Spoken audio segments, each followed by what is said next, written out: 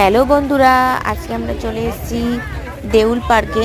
1 জানুয়ারির দিন দেউল পার্কে আমরা চলে এসেছি ঘুরতে পরিবারের সকলকে নিয়ে। তো পার্কে ঢুকে পড়েছি। পার্কে ঢুকেই দেখছি এদিকে টয় ট্রেন, এদিকে পিকনিক, এদিকে টয় ট্রেন চলছে। তো টয় ট্রেনে তো চাপবই। ঠিক আছে, আগে একটু পার্কটা ঘুরে নিই, তারপরে টয় ট্রেনে চাপবো, আরও যা রাইড আছে দেখবো।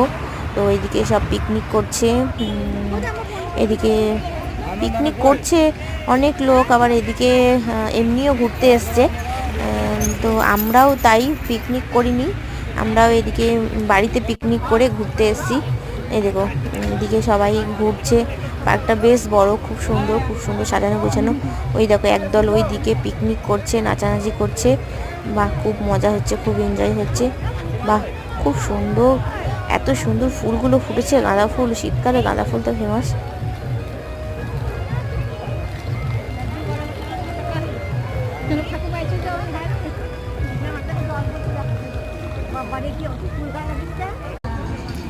তারপর আমরা গোটা পার্কটা একটু ঘুরে নিচ্ছি, দেখছি।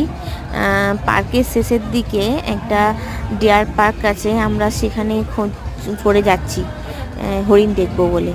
সবাই যাচ্ছে, সবাইকে জিজ্ঞাসা করে যাচ্ছি কোন দিকে আছে। তো হরিণ দেখবো বলে আমরা ওই দিকেই যাচ্ছি। দেখো ওইদিকে আবার দোলনা করছে। আমার সব বোনরা গেছে, ওরা একটু ফটোশ্যুট করে নিল। তারপর আমরা এদিকে আসছি তোমার টয় ট্রেন চাপবো বলে। সবাই বলছে টয় ট্রেন চাপবো, তো সেই জন্য আমরা একটু টয় ট্রেন চেপে নিই।